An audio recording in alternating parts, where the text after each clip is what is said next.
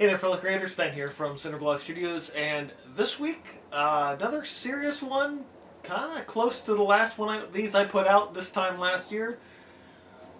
Had no intention of making another one of these, but it's been an interesting year from April to April to May, whatever it's been now. This is My Art Life with ADHD, Part 2.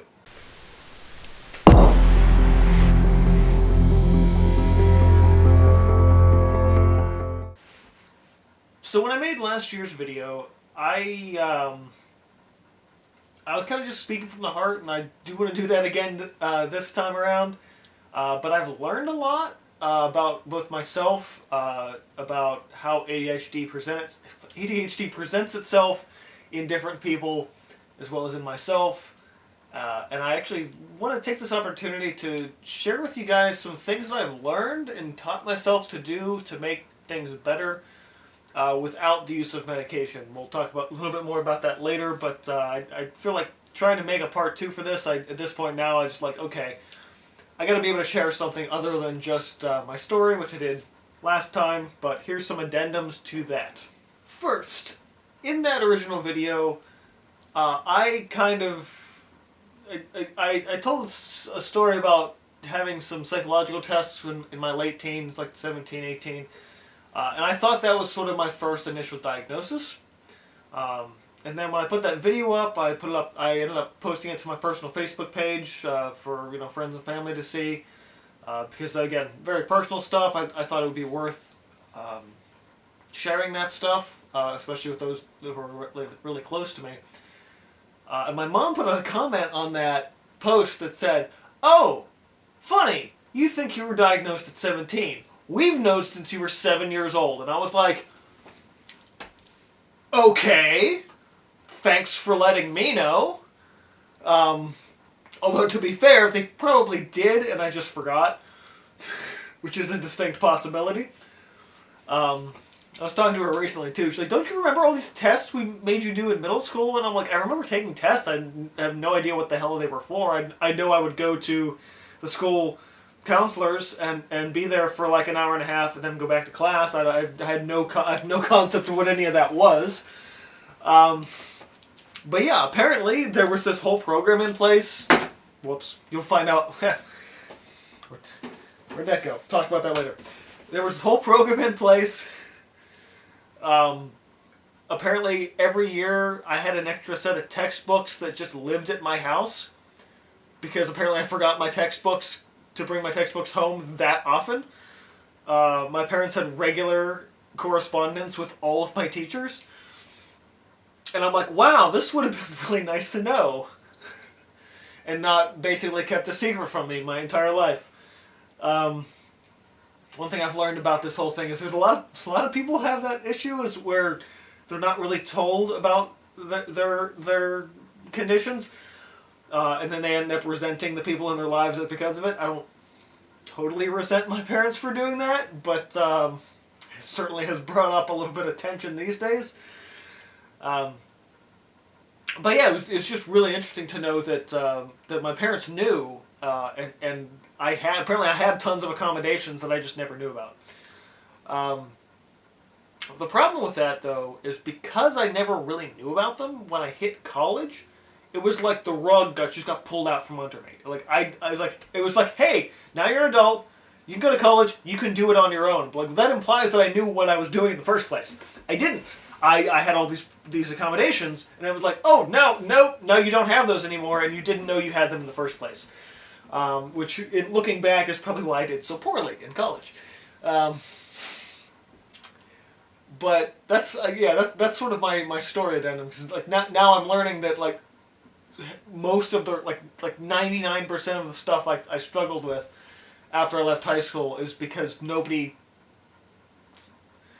was there to help me along, but they also like I wouldn't have known to seek that help out because it wasn't explained that way. Or again, it was and I forgot. High probability there too. So I wanted to make this updated video, one, to kick in that addendum to the story. Two, to also thank you guys. There's a lot of you guys who've posted on that video. and it's still getting some likes and comments and attention now too, which is really cool. I don't even know what my intention was with that. Like, it was on my mind that day to talk about it, so I ended up talking about it then, and you guys have been really supportive, and I found out a lot of you that watch also either have ADHD, have some of the symptoms and aren't diagnosed, or definitely know somebody in their life who has it. And one thing that I'm super grateful for now, not only in learning about this more, because it's really interesting. Like, when you start learning about how your brain works, it's like, God, this makes so much sense now. And you hear from other people and hear their strategies and you know, educate yourself on it. I think we are actually in a unique position now. There's an ADHD awareness revolution happening right now. I also made it a point to make this video in May. This year, I actually got this idea for this like 3 months ago, but wrote it down so I wouldn't forget. But also I wanted to do this during Mental Health Awareness Month, which is May.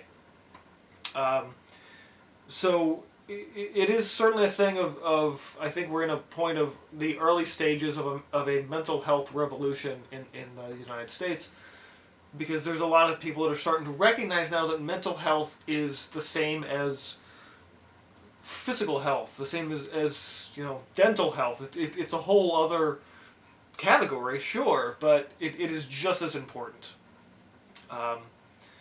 And I don't want to strictly call myself an advocate for mental health or an advocate for the ADHD community, but I do want to put myself out there as somebody who is ADHD and successful. Hashtag. Because I want to be, in sharing my experience, I hope that people know that they can tackle their own neurodiversity, and with certain strategies, with certain techniques, you can overcome what is a really a heavy struggle. And I do want to say that as I've gotten older, it has gotten easier. That is something, you don't outgrow ADHD, but because it is a neurodevelopmental disorder, where you essentially your brain just develops slower. It doesn't necessarily mean you are slower in terms of like IQ and intelligence, but your synapses don't fire the same way as everybody else. So the stuff that I was like really nailing in my 20s, it's stuff that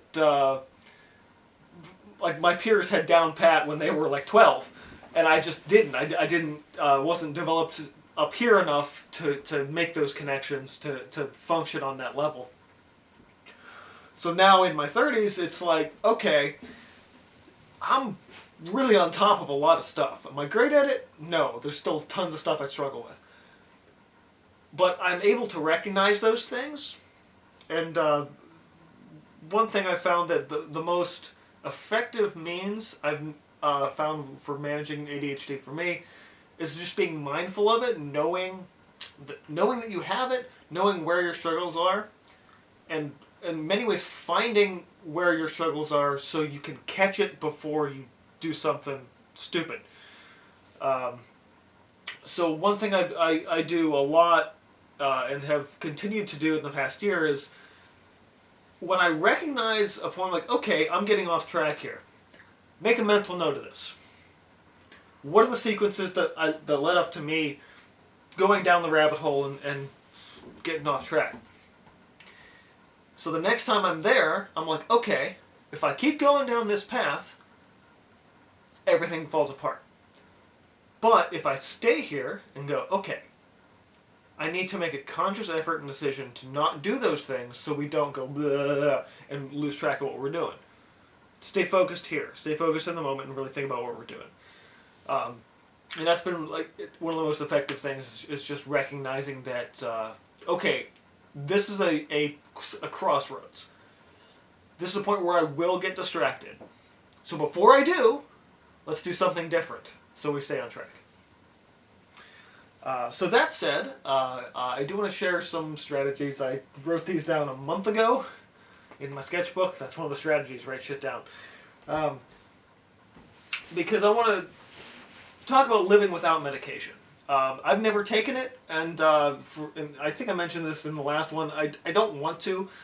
I feel like if I ever went back to school, I might have to get put on it just to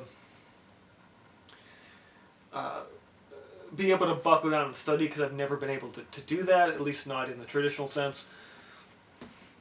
But for me, and for a lot of from the stories I've heard from other advocates in the community, they've mostly said that medication changed their life. It was like putting on glasses for the first time and they could see. And while I appreciate the anecdotes of that, the thing that sticks out to me is every single one of them said, just because I had the medication didn't change my personality, but it also didn't fix everything. It just made it easier. I'm like, well, so then what? I'd be paying money to just make things a little easier, and then I and I don't want to say get addicted to it, because that's one of those things where it's like, if you get addicted to it, don't be on medication, because that screws stuff up. But I don't want to be dependent on it. To the point where it's like, well, if I get dependent on using the medication, and I'm then afraid of, like, let's say I lose my job and now I can't afford the medication, and then my whole life falls apart. It's like, well, I already have some stuff figured out now. So if I get used to that and then have to go back to here, I won't know how to live here anymore. I already know how to live here, so let's not complicate shit. So yeah, that's my rant about my experience for the year. I'll also say this too. Mindfulness is really useful. Some of the strategies I'm going to talk about are really useful, but also I've noticed when I start kind of going down the video rabbit hole, in the clinical research rabbit hole, and start thinking about it every day, it gets worse. Because now it's on the forefront of my mind, like, well, I have ADHD and I struggle with this, and now I can't focus more. So it's actually really better for me to not think about it all the time. Know that I have it. Know that there are moments I have to. The job I have now is a lot of time I'm counting small parts and putting them in bags, and albeit by the time I hit to like 40 on some of these parts, like we have a counting scale for like large amounts of things, but I'll be like 5, 6, 17 on the thing, and all of a sudden someone will walk past me talking in the background, and I'm like, ah, and I have to like really close my eyes to think. I'm like, I think that in 12 and 17, and half the time I just dump the whole bag out and start over, because I can't like I hear something and I'm like, I can't distinguish that, or it's like someone comes up to me in the background, hey Ben, and I'm like, wait, and by the time I say wait 3 times, I've forgotten what's in my hand, I've forgotten the number that's in the bag, so I dump it out and start over again. So there's things like that I can't block that out, but I try, like, and when I'm thinking about, like, this is something I'm struggling with, it's way harder to count those numbers. But if I'm not thinking about it, I'm just focused on it in that moment, I generally don't have that problem. So again, I live medication free. I don't take anything, no stimulants, I can't remember what the other things are actually called. There's the stimulants and something else, and I don't, whatever. There's a lot of good research out there. Definitely helps people, and I also don't want to shame anyone who takes medication. I'm saying that I'm okay with not taking it. I'm not against people who do. If it helps you, great. Take your meds. If you know they change your life, if it was one of those things where it's like night and day, like I mentioned before, awesome. More power to you. You know, you're awesome. But I also do want to, one phrase that I've come across over and over again is pills don't teach skills. And in kind of coming up with these things, and I basically followed myself mentally for a couple of days when I was working on this list, thinking, I'm like, okay, what do I actually do every day that is essentially a self-taught strategy?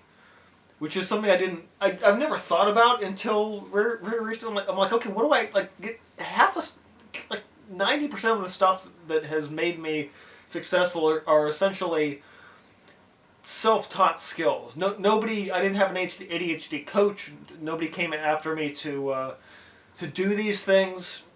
And in fact, a lot of things I like had to fight with my family essentially to create these routines for myself. Routines. I'm bad. I crave the routine, but I'm horrible at all of them. So, oh shit, where was I at?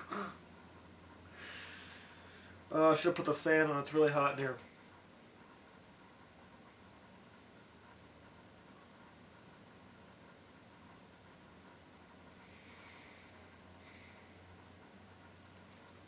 So I cannot for the life of me remember where I was just now. So I'm just going to hop into the strategies with that and the medication. And so the point of the rant being that not shaming anyone for their medication. But I came up with these... Yeah, okay, so I came up with all of these things myself, not realizing that that's what I was doing. So I've said it a few times, and I've held up a few times, but write stuff down. Now, I carry this sketchbook. I wear cargo pants for everything. The reason why I carry this 5x7 is because this 5x7 sketchbook fits in this pocket like this. It's a little bulky, sure. If I was not an artist, I'd be carrying a pocketbook. At my old job, I would carry my sketchbook, but I'd also carry this little pocketbook about the size of my wallet in my alternate back pocket where my wallet wasn't. And those were work notes. I think I mentioned that in the last video too. Sticky notes are a big thing too. I got a big pad of them, and actually I split these up. I have stacks all around the house in different places. Most notably my desk, several in the kitchen. I put a lot of sticky notes on my fridge. That I did routinely of telling myself I need more magnets because I need to stick more stuff to the fridge. And there are things like the closer it is to the door handle of the fridge is like that's how important it is. Like I need to be able to literally touch it and be right there. And 9 times out of 10, even if it's right there, I still don't see it. This was actually something more in college too, and it's something that followed me into my early adulthood. Is the act of writing it down helped me remember. I don't have to look at the note, but the fact that I was like, I'm going to forget, let me write it down. And I remembered that I wrote it down, so I knew what it was. But if I say, I'll have to remember that, but I don't write it down, I won't remember. But if I'm like, I'm going to forget, I have to write it down. I don't even have to look at what I wrote down, but I remembered that I wrote it down, and remembering that I wrote it down reminds me what it was. I'm like, oh yeah, I wrote that down, so I wouldn't forget. Do you know what it is? Yes, I know exactly what it is, because I wrote it down. What's it say? And I'll be able to rattle back off what it said. Exactly. Because I wrote it down. Because it gave me an extra level of, it's like repetitiveness. And actually, one thing I did in college, and it's like my one way to study. So I would take notes. When I was in college, people started using their laptops to take notes, and I refused to do that. One, because I didn't want to carry around my bulky, 6-8 pound laptop at the time. You can tell how long it's been. But also because what I would do is I would take notes, and then at the end of the day, I would take my notes back to the dorm, and then type them again. So I'd be reviewing them and going over them again, and that way I could, like when I was writing, I could do quick format and bullet points without having to figure out how to type that. And I could write way faster than I could type, at least back then. I think it's about even right now. But that way would give me an actual, that rewriting that gave me a way to re-bank that in my head again. And then I'd print them, and then go over with a highlighter and do it again, and write more notes in there. So it's write it down, write it down, write it down. Second big strategy is that everything needs to have a place. A place where that thing belongs.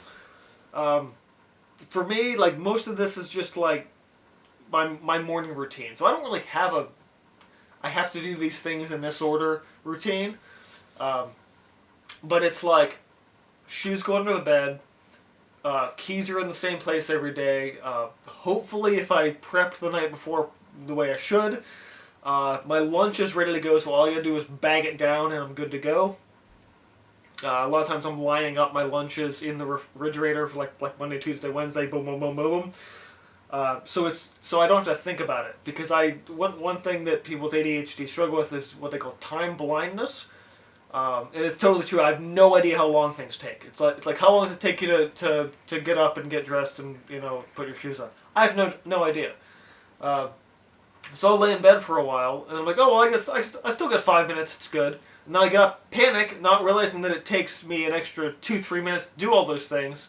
So prep everything in advance. So it's just grab and go, grab and go, grab and go. So even if I'm running late, and chances are if I'm running late, it's not because I slept in, it's because I misjudged how long it took me to do one thing versus the other.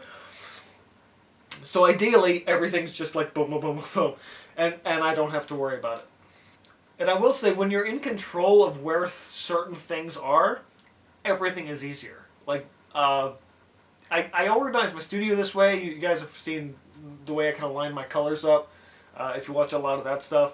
There's stuff in my refrigerator that literally, like, eggs are in this corner. Milk is on this shelf.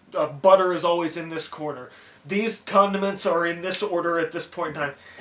I do it that way because, like, if I move it, it's gone.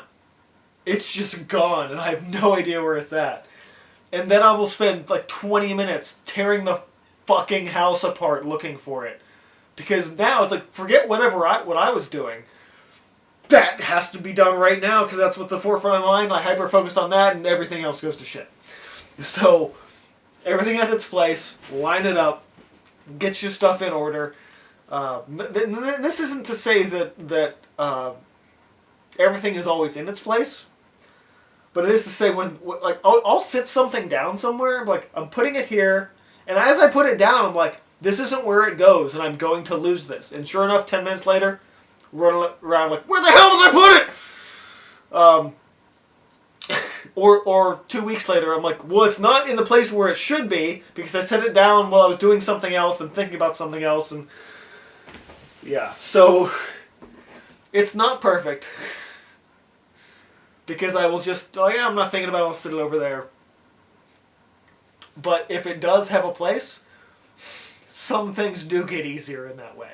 Next one is something that I've gotten better at doing the older I've gotten. Also in eventually getting a smartphone, this helped considerably, is everything goes on the calendar. Everything is an event. Actually, a couple of my friends, I was trying to explain this to them the one time, that them coming over to hang out, for me, is an event. It's a thing on my calendar. I'm like, what do you mean it's a thing on my... I'm like, you're on my calendar. You're like, the ex-friend is coming at this day at this time. I have to know when that is. Now, for a long time, I've used a physical calendar. It's on my wall over there.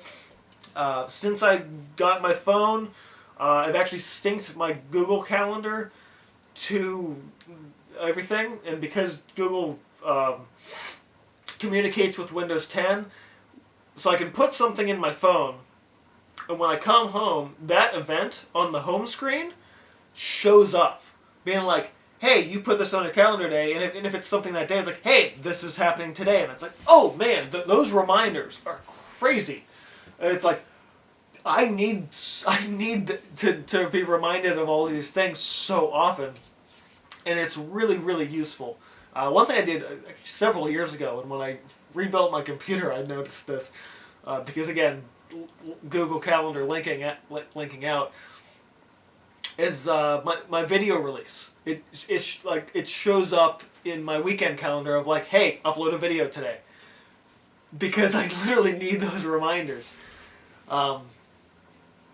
And for a long time, because I had the physical calendar, I was like, well, I'll write it down, but I have to put it on my calendar when I get home. And now I can punch it in the phone calendar, and everything syncs up, and it's so nice.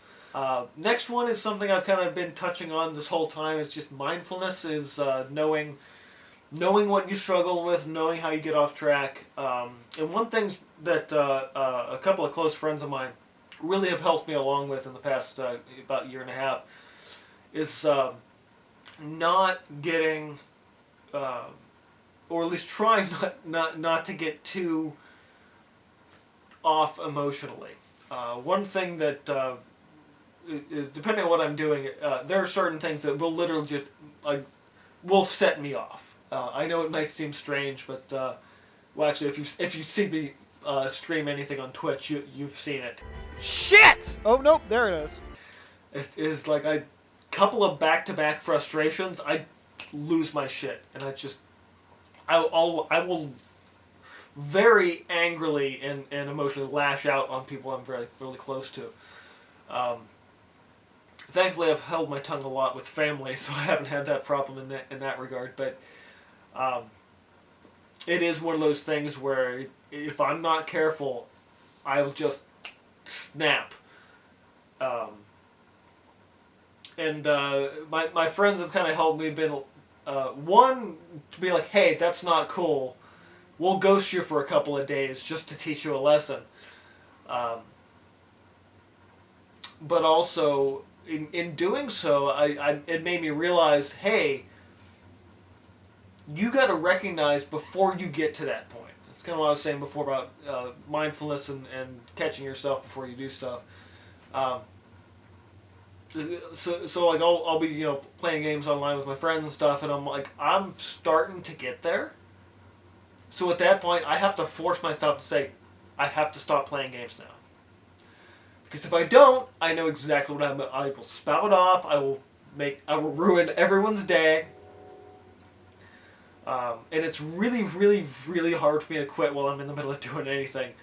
But if it means not making somebody else feel worse, then that's better in the long run. And that's, I think, in the past year has been the hardest struggle for me, is being able to just say, what are you feeling right now? Okay, it's a feeling. You don't have to react to it immediately. Take a step back, take a breather. You don't have to jump to that conclusion immediately. The next one is something that, depending on your lifestyle, you might feel like, well, duh. Or it might be something that you'd be surprised to learn is something that actually is a big deal. This affects me every couple of months. And that's just balance your diet and have a good vitamin intake. That's really hard for me to do. I don't eat very healthily. There are nights where it's like, oh, all I had tonight was cheese and liquor, and not a real meal. And after, if I do that for a couple of weeks, like, well, now I have to take a sick day, which happened a couple of weeks ago, because my body was like, hey, idiot, get some rest, eat some real food, and get your shit together. Because at a certain point you reach a critical mass and your body just shuts down, and you kind of need a day to just reset. And now, I'm not saying go out of your way, like cut out meat, cut out carbs or anything like that. You still enjoy yourself as long as within reason to your own other biological health issues. The next 10 years I'm leaning up on genetic blood pressure, cholesterol, and diabetes, so I have to kind of watch a little bit in the upcoming years. But one thing I noticed is, honestly, even if you're not the most healthy eater, take a multivitamin once in a while. I kind of, when I remember to, I'll be like, okay, what did I eat today? Did I have at least some of all of the major food groups? If the answer is no, take a vitamin before you go to bed. One, it actually really helps with sleep. And two, I don't know what it is. It's just balance your diet or take a vitamin, and it's just better for you. Sleep's a big thing too. I saw a comic recently, and it was, if I go to sleep now, I'll be perfectly rested in the morning. But if I go to sleep now, the weekend will be over. And it's this constant mental battle of like, as soon as I go to sleep, the fun ends, and I gotta go back to work. But it like and you feel like shit the next morning. Or you could go to bed and be perfectly rested, be very healthy for the morning, be in a better mood, but your night ends early. And it's like it's such a struggle. Actually, that comic was, dinosaurs. And the last one I've got for you, I've been playing with this all night, off and on. It's the thing that hit the floor. And this has been the biggest game changer for me, and that is fidget toys. There was a craze a couple of years ago with a thing called a fidget spinner, which people are like, oh, everyone had to have a fidget spinner. But what most people don't realize is those toys aren't designed for just any random person to have a shiny thing to show off. It's to have something to play with in order to occupy your mind to think about things. So when I learned about this, I was like, holy crap, I've been doing this my entire life. And I had no idea. Fidget, with the ASD community, they call it stimming for a lot of things. I have this old paintbrush back here. There are no bristles left. It's hard, and it's basically a little nub here. But one thing I used to do, especially in high school, when I can't remember, it was one of the things where like, well, I'm going to throw this brush away. And I found myself just sitting here doing this, tapping my neck with it. Yeah, again, people in the ASD community would probably call this stimming, something like rocking back and forth in your chair, tapping your leg, things like that. It's just something to occupy your time, so I would just sit here and do this. And I'm not hitting real hard, just kind of, tapping a little with it. And when I found out about the fidget toys, I'm like, that's what this was. That was just have something to do this, and it helps me think. So, something I picked up. This thing is called an infinity cube. It's essentially hinged on two sides. It flips out like that, and then flips back and in and everything like that. The thing with certain fidgets is some of them are better than others. This one is a little noisy, so I can't take it everywhere. I can't have it with me all the time. But I found that if I'm kind of pacing the floor of my house, watching YouTube videos, not really getting anything done, I'll go out of my way to pick this up, play with it for 5 minutes, and be like better off for just the rest of the night, because it's something that just kind of it gives me something to do. So I'll just sit and play with it for a minute, and then I can gather my thoughts like that. It's so fast. Another thing is in the video that introduced this thing, they said something like, also this is a plastic one. Apparently they make metal ones. I really want a metal one too. They run about, I don't know, 10 or 12 bucks. And one thing they said, a lot of people said this is big, and it's hard to do with one hand. I'm like, well, that's a challenge. So now, I can just sit here and play with this thing. I've gotten really, really good at doing this with one hand. And I will say that when my wrist was broken, this sucked, because I had to learn how to do this with my left hand. But I learned that this thing in particular works really well, playing with gravity and momentum. That's the trick to this thing. So there's points where you can let it fall. And then when it reaches back the other round, so here's this way. Now it's gravity, so flip it up. It's like a Rubik's Cube, but not complicated. It allows you to just kind of play with it. And I was kind of fiddling with this a little bit earlier. And yeah, like just having this thing around. Actually, I think I had it with me. I've been wanting to play with this the entire time in the video, and it's been bugging me to not be able to pick this up and mess with it. It should really have it for more videos. It would help me gather my thoughts better. You might see it in the future now that I've made this one.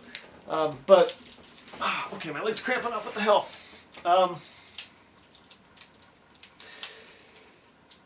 I think it was it had to be Thanksgiving that I had it with me for that, and I was playing with it. And I didn't tell anybody, my family, was going to have it with me or anything like that, but I was messing with it. My niece was very interested in it. She's 5. 4 back then, but it's just, it's fascinating, this thing. There's ones that you just kind of twist and pull and flick switches and things like that, but it's just such, like, and it's one of those things where it's like I just start feeling overwhelmed, so I'll pull out and fiddle with it for a while, and it just clears my head. So if you, whether it be something that you just have around the house that you play with, something that is actually designed for that you buy, it can be really, really valuable just to like be doing something else that's relatively mindless while you're making a video or typing a report or whatever it happens to be. Something else to occupy your mind. A lot of people that sit in meetings will click their pens on and off, and it's the exact same thing, but equally as annoying, I would say that with something that makes a little bit more noise. So those are the tips, my strategies, the things that I do in my life to live without medication and keep things in check. I mean, there's other stuff I do. Certain things I have to keep at the forefront, like my bills stay like right under my monitor and on my desk, because like these are the bills, they're in order of when you have to pay them. A lot of people are like, we'll set up auto pay. I'm like, then I have no control over everything and the money's just gone, and that's actually way worse for me. Because forcing yourself to do, like, to have the routine to, like, I have to pay my bills this day, or I have to do this day, it gives you the strategy to make yourself better in the long run. Because if you just set it up as automatic, then you don't have a reason to try harder to do. I don't want to say try harder because that's not the thing to say. You don't have the incentive to improve when things are just done for you. So you do need to find ways to actively shape your life, but it's okay to, you know, help yourself out and ask, you know, friends and family to keep you accountable for doing those things too. So this has already been really long-winded. I'm pretty sure I've been talking for like an hour at least. I don't know how much of this I'm going to cut in and out for the final run of this video. But one final thing that I do want to talk about, and it's something that came up around Easter in my family gathering.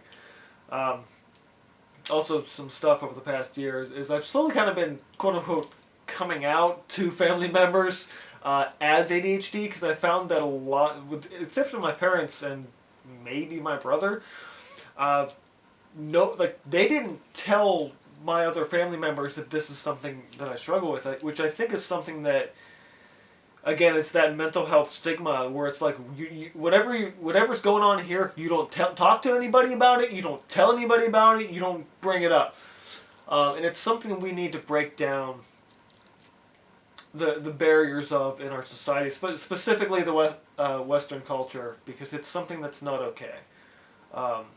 The vast majority of people, like, you see them every day, they smile, you know, thing, and I'm doing fine, and most of us are not doing fine. We're all really struggling in our own ways. So just brushing that off is not cool. Most major jobs that have, you know, an HR department, the person in HR is at least somewhat versed in this. You know, reach out to people in your lives if you're struggling, especially, you know, if you know, have HR with work and anything, and look into accommodations where you can get them. Like, not everybody you work with needs to know everything about you, but it's important that if you are struggling in some way, that you're able to bring it up, to get the help you need, and to get accommodations where they're needed for you to be more successful, to do the best job that you can. And if you're at all shamed or discriminated against or fired as a result of, well, he needs more help, we're going to let him go, that's a discrimination lawsuit, and then you can contact a lawyer. But it is something that needs to be discussed, and I think especially needs to be understood more in friend and family circles. I've reached a point now where I'm less willing to put up with the crap that I've gotten from my family over the years.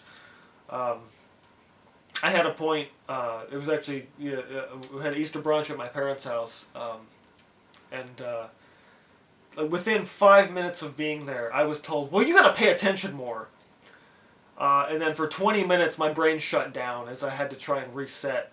Like I didn't want. I could very well have lashed out, but because I didn't want to do that in front of my family, I basically had a mental shutdown for 20 minutes, which which basically involved me going and sitting in a chair and barely talking to anybody for that amount of time. And after that was fine, but like one of those things, like you gotta be really mindful of what you say to people, as well as what you struggle with, and it's just it's hard to break yourself out of your own. What's the thing called now? I've forgotten. Masking. Like if you've been masking all your life, as I think a lot of us have, myself included. Strategies are one thing, but when you have to constantly hide who you are, and hide your struggles, and hold your tongue in a lot of ways, it makes things worse, because then you have moments where your brain shuts down for 20 minutes. So don't put up with that, but also, if you are struggling, if you have those issues, know that you're not alone. Know that there's communities out there that are willing to talk to you, and can help you along for sure. There's a lot of great ADHD communities out there. A couple of resources I want to shout out. The one that's helped me along the most in the past year has been the How To ADHD channel here on YouTube. There's a guy I actually found on Instagram recently who's I cannot for the life of me remember what his thing is. He calls himself Squirrel Dad. He's diagnosed ADHD and self-diagnosed, looking into getting a true diagnosis for ASD. Guy's videos are really awesome. He's very real and down to earth. I love his stuff. And if you just need to talk to a therapist, which more of us need to start doing, myself included, for a lot of reasons, there's BetterHelp. I think it's .org. They have been sponsoring a lot of people lately. I'm not sponsored by them, but I want to shout them out because they've been a huge both advocate in the community lately, as well as just a resource for people to reach out to, especially regardless of what kind of budget you're on. If you just need to talk to a therapist, start there. Really. I mean, the worst thing you can do for yourself is continue to bottle up your emotions, continue to bottle up your struggles. And I kind of hope that throughout the course of this video, if you guys are still watching at this point, that my experience, my learning through this since last year can continue to help you guys along. And you're able to keep growing, keep moving forward, and keep being the more successful artist that I know you guys can be. Anyway, yeah, I decided to throw this in this week instead of the regular vlog. One, because it's the beginning of May, I wanted to do this for Mental Health Awareness Month. Wanted to make the part 2, even though I had no intention of making part 2 in the first place. And I feel like it's just worth talking about. I might start doing this every year just to kind of give you guys an update with where I am, and keep helping you guys along and help the rest of the community along. And if you happen to be here because you're on the ADHD rabbit hole, hi, welcome. I make paintings and things and vlogs, and if you like creative stuff, then subscribe and like the video and all that mess. That's going to be about it for me today, though. I can already tell this is going to be a nightmare to upload. Or edit, not upload, but like... yeah. Has it been an hour? I think it's been an hour. Thanks guys for watching. Keep on creating. Get the help if you need to. Be your best self. Don't let anybody tell you otherwise. I think I already said keep on creating, and I will see you guys next time. Good lord, was that long? Alright, so... what the hell did I hit? Info? Menu? Tap that. Tap that. Tap that ass. What the hell did I hit? Display? Must just be display. Okay.